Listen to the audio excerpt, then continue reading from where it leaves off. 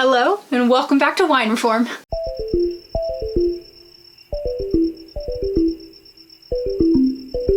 So today we're doing another something that's a little different. But before we get started, if you haven't done so already, subscribe, take your jacket off, stay a while, we're pretty cool here. And if by the end of the video you like what you saw, be sure to give me a thumbs up. Finally, stick around till the end so you can join the discussion in the comments. All right, back to your regularly scheduled programming. Since hard seltzers have seen a spike in popularity in recent years, we shall be delving into the world of seltzers as they relate to wine. 3 fizzies will be going head to head in order to determine which one is my favorite daytime drink. But drink responsibly. Please don't consume alcohol consistently throughout a day. Okay, so first let's establish what a hard seltzer is. A hard seltzer is a seltzer water with alcohol added to it. Extra flavoring is optional, but often added as well, and this can be in the form of an infusion or an extract. The amount of alcohol in a hard seltzer is generally very low. Oh, we're talking around 5%. And there are 2 ways in which alcohol is added.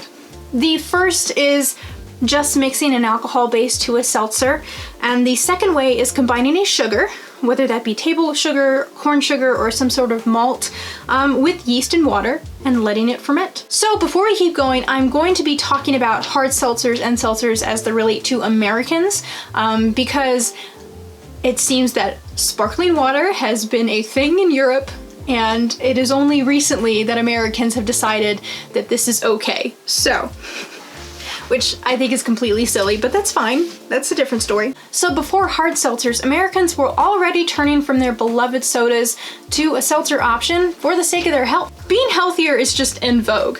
Unfortunately, that full health culture is rather elitist as it requires time and money and resources that a lot of people just don't have, but that is another topic entirely, so we will not be getting into that today.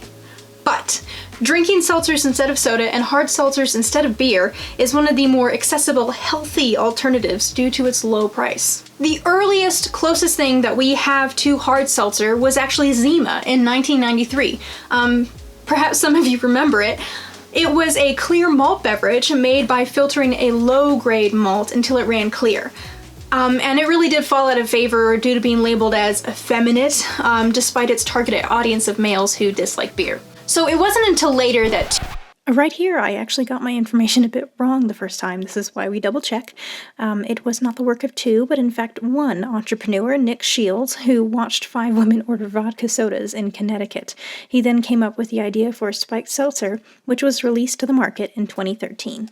As spiked seltzer. It was acquired by Anheuser-Busch in 2016, and that brand later became Bon & Viv, which I'm kind of more of a Bon & Viv girl, so. However, the explosion of hard seltzers began in 2019 with the meme status of White Claw. Hard seltzer got popular because it had a few things going for it. Number 1, it was branded as fairly gender neutral.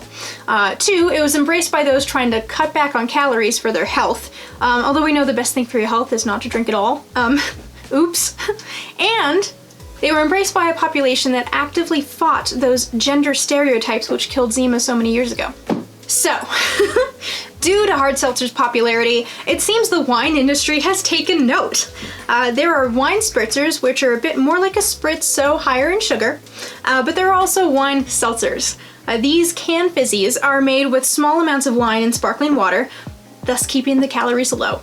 So, I suppose they fit the hard seltzer group. I have chosen 2 brands that are so mass market in the US that they felt the most apt to represent their categories. White Claw and Barefoot.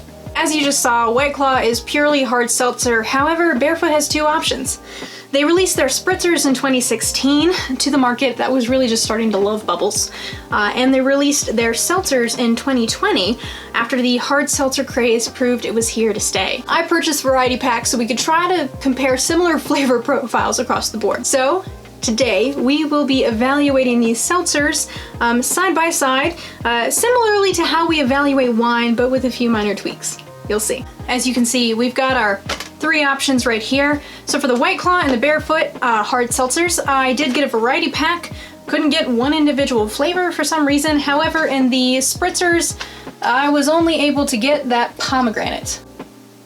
So across the board, because of this pomegranate rosé, I think we're gonna go with that red fruit kind of category. So I think in the White Claw, we're gonna try the raspberry. In the Barefoot, we're gonna be trying the strawberry guava. And then of course, the Barefoot Spritzers, we will be having the one option, pomegranate rosé. So I guess we should get these open. So because these are not wines, they are hard seltzers, the things that make them appealing are a little different, so we're going to change up a bit about how we evaluate, starting with those stats. So, number 1, the White Claw Raspberry Hard Seltzer. So this one has 2 grams of carbs, so carbs being like the sugars. It has 100 calories per can. It is gluten-free and it has 5% alcohol. And the can contains 12 ounces or 355 milliliters. So keep that in mind. The second one we have, the Barefoot Strawberry Guava Hard Seltzer. This one has 2 grams of sugars, or those carbs, 70 calories, and it is also gluten-free. It is 4% alcohol by volume, and there's only 8.4 ounces, or 250 milliliters per can. So there we go. Last but not least, our Barefoot Wine Spritzer. So this one has 17 grams of carbs, that's about how much sugar you're gonna get. It is exactly 14 grams of sugar, so it's higher. There's 150 calories per can. It is gluten-free, and it is 5.5% alcohol by volume. And there is also, same as the hard seltzer, there is 8.4 ounces or 250 ml. So for all of these, the sugars, that alcohol is coming from something a little bit different. The White Claw is, the alcohol was coming from fermented cane sugar. And of course for the Barefoot Hard Seltzer and Wine Seltzer, the sugar's coming from wine. So let's go ahead and open them up. I'm gonna start with White Claw. Please don't spill.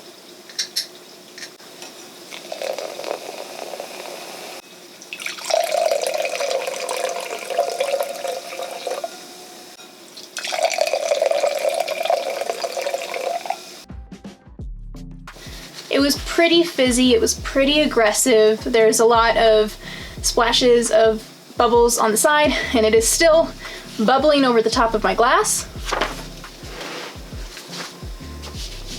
That color is totally transparent. This could be just seltzer water if you were looking at it. So, there we go. So this fizz was a lot less aggressive, and it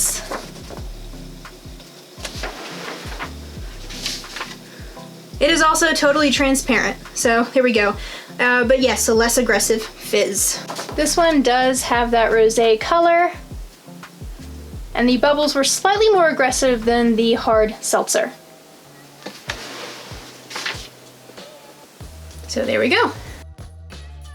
So we have just evaluated the appearance of our 3 fizzies.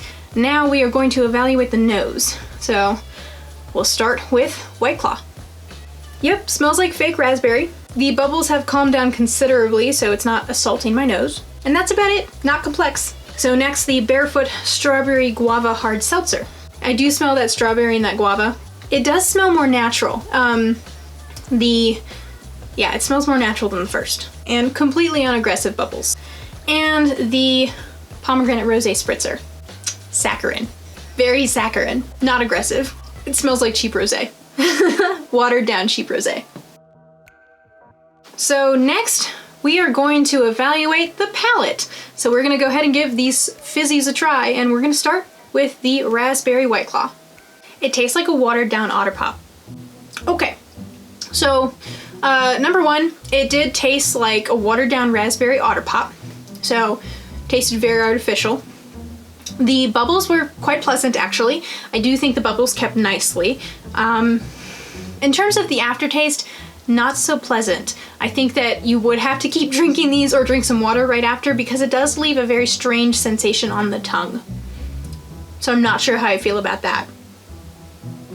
But that was the White Claw. Now let us try the Strawberry Guava Barefoot Wine Seltzer. Ooh, that is really pleasant. In terms of a hard seltzer, quite fond of it. It's got a very small bubble, so it's not very obvious, it's not very big, but when you do drink it, you can feel that fizz all the way down your throat, but it's a very soft and pleasant one.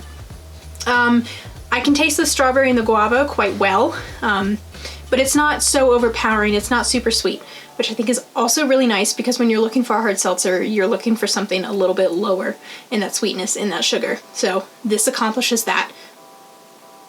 Also, the aftertaste, there's no bad aftertaste at all. In fact, the fruitiness lingers and then it's gone. There's nothing there's no strange sensation lingering on my tongue, so I appreciate that.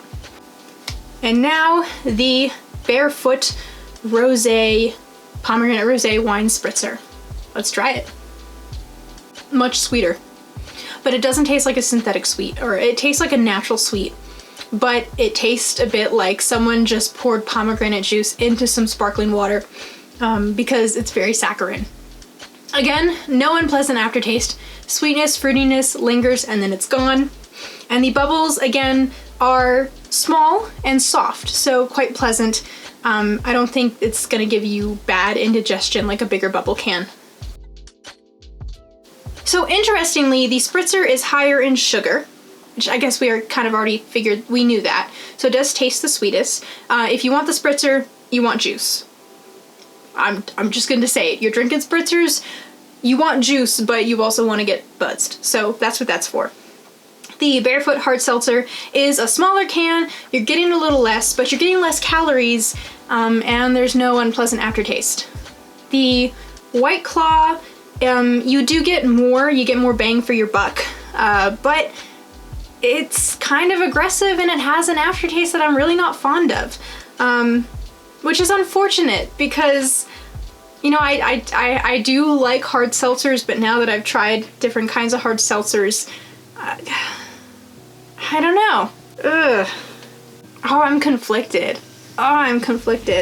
You know, I'm sorry, White Claw. I know that a lot of people really like you, but I'd have to say out of these, my favorite fizzy is the Barefoot Hard Seltzer. It's low in calories, low in sugar, and it's not too sweet. I think if you're looking for something to drink all day consistently, having one of these every couple hours will keep you buzzed, and pleasantly so. Good job, Barefoot Hard Seltzer, you win this round of fizzies. So I do think all of these do have their place. A lot of people love White Claw, and I am not going to begrudge them for it. By all means, enjoy your White Claw.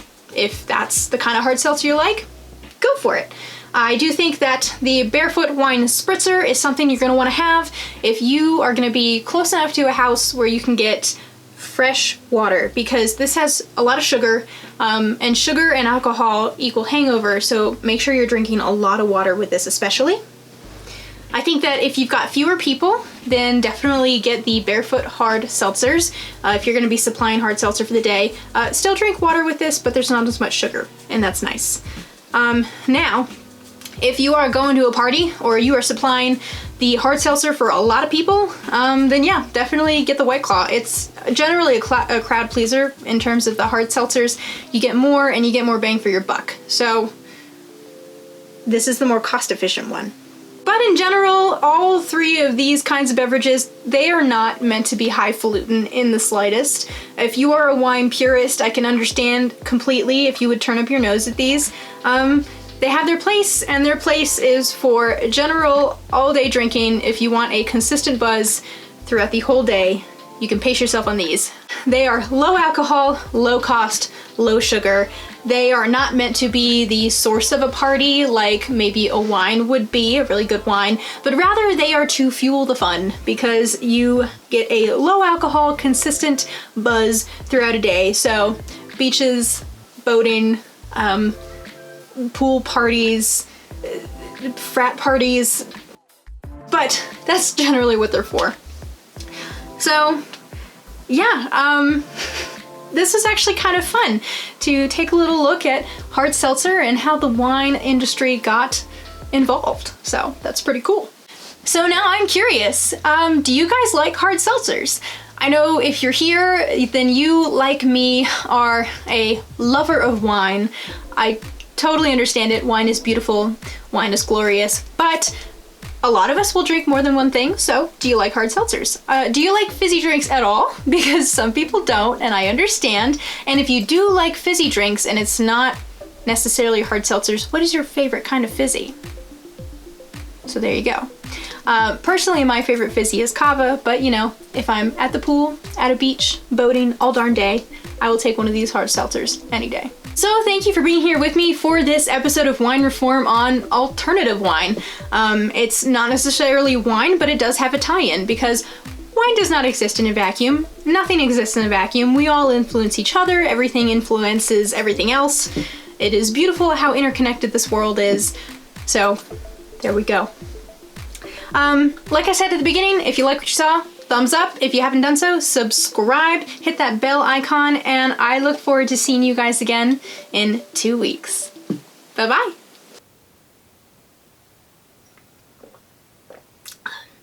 Don't taste that one, just finish it. Good. Good. Ugh. Yeah. Don't do that.